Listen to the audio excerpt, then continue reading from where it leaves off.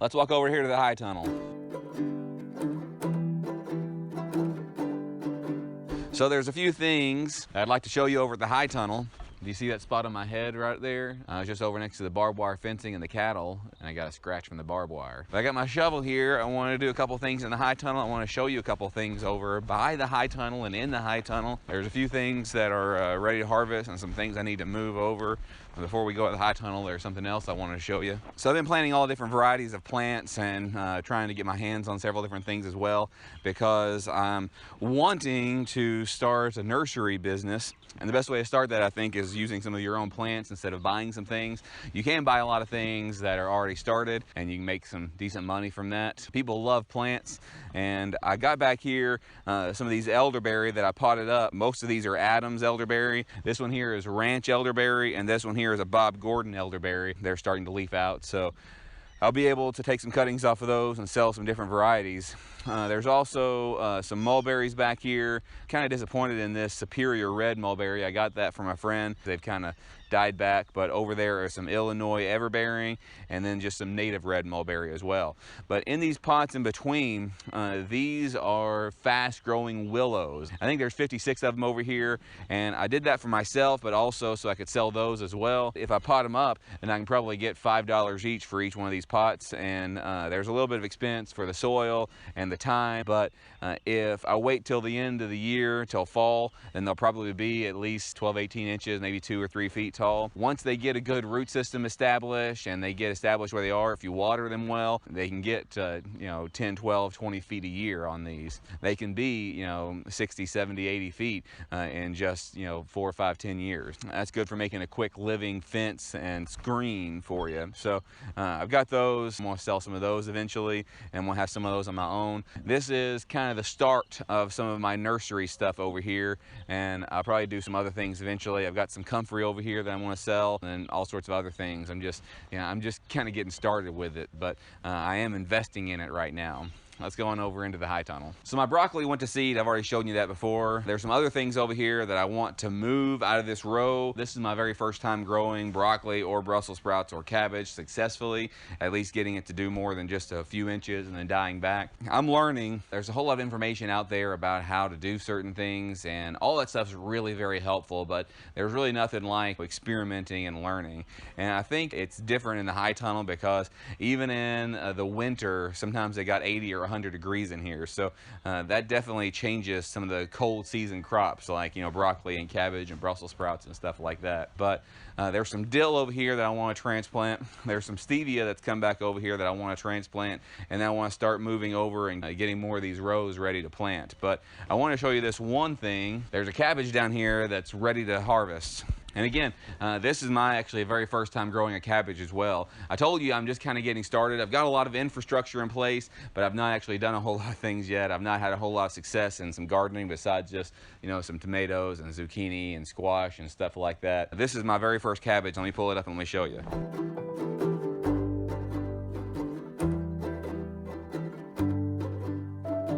Check that out. I'll pull these outer leaves off and compost them, and I've got a nice big head here. I'm not sure how much it weighs, but I bet it's a few pounds here. I'm gonna take this in here in just a few minutes. I'm gonna set it aside over here first. I'm trying to get this ready. It seems like winter is kind of re-holding on. There's been some warm days, but it's kind of cool. Somebody called this a dogwood winter. Have you ever heard that before? Comment down below if you've ever heard that terminology, dogwood winter. There's also something else down here. Here's a Swiss chard over here, and it looks good. I might actually transplant it. I don't know how Swiss chard does transplanting. I've had some Swiss chard before, but it kind of got super weedy and stuff like that. So I want to move it over here to this first row. We've had a little bit of sickness in our house. Kids have all gotten croup and we've all gotten it. So this down here is stevia. We bought this last year. We planted it outside, probably bought it about this time, and it was significantly smaller than that. I tried this winter to take some cuttings off of it because that's the way I've heard that you need to propagate it. It doesn't do very well from seed, but that didn't work out very well. But it did come back from the roots. Everything had died. This is some of the stevia that was there before. It all died back. It just didn't do. But while all that stuff above the surface died back, it came back from the roots. And I want to transplant this over here, and some of the dill that's over here. This isn't really a great spot for it because I need to start getting this row ready for planting and, you know, killing the weeds and stuff like that. I should have done all this stuff way earlier, like in the winter, getting it ready in the winter for the spring, but I didn't have the compost and I didn't have the presence of mind to do it. This is our first year with a high tunnel, so we've learned a lot of lessons. We'll do a whole lot better next year.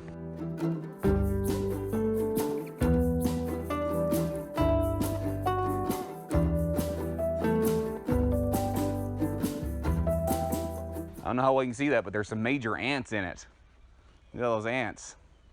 I am definitely disturbing a colony here.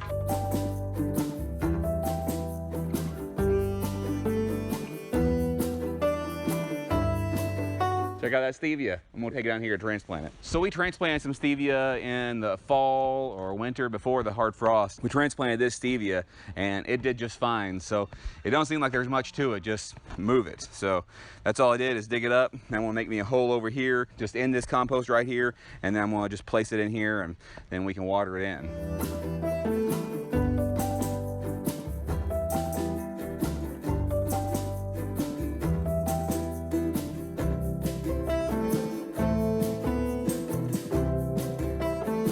I think if you want to, you can also divide this plant. It's got lots of roots in here in it. I'm just gonna put it in the ground.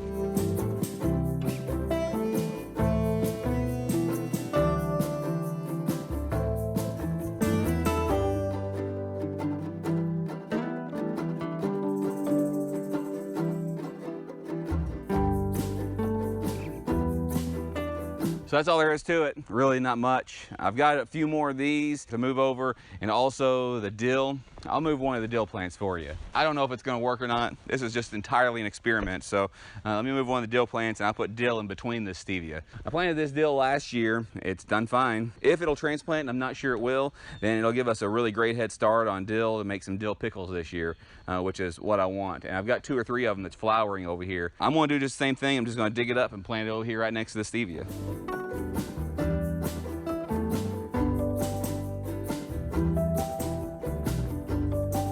So the roots on it didn't cluster the same way as the stevia did, so that makes it a whole lot easier to transplant, but it also might make it more susceptible to dying. Again, I have never transplanted dill. I don't think dill is something that people usually transplant. This is kind of an annual plant that people plant again every year. But if I can make it last in here, then might as well, right? If the season can be extended long enough to make it a perennial in here, then I would love it to be a perennial. That's one less thing I've got to plant every year. I can pull off what I need here to make my pickles and other things. It smells good. Let's get it in the ground over here. I'm kind of planting it just really close right here next to the stevia.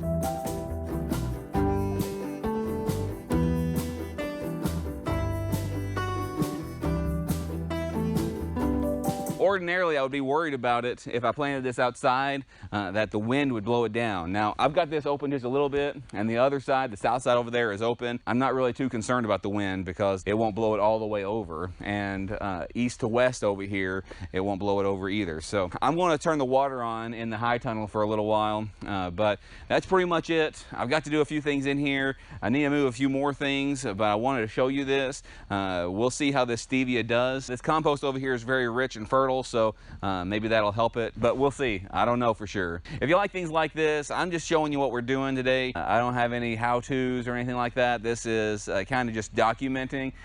Ultimately, I can show you from experience. If you'll stick with us, if you'll subscribe to our channel and hit that notification bell, select all so you never miss that notification, then you're going to see all the things that we're doing that we've experienced. Because next year, when and if I transplant this stevia or dill or anything like that, then you'll know that I've experienced it, that I've seen this before, and that I know that it's working, or that it's worked for us at least that one time. So stick around with us. And we do a new video every Tuesday, Thursday, and Saturday, and a live stream on YouTube on Sunday nights at 6 p.m. Central Time that we'd love to have you at. It'd be a real blessing to have you, and we really appreciate all of our subscribers. We really appreciate all your encouragement. If you want to help us, there's some links down below on how you can support our channel, but the very best way you can support our channel is by sharing this video and other videos with your friends so that they can see what we're doing as well. Till next time, thanks.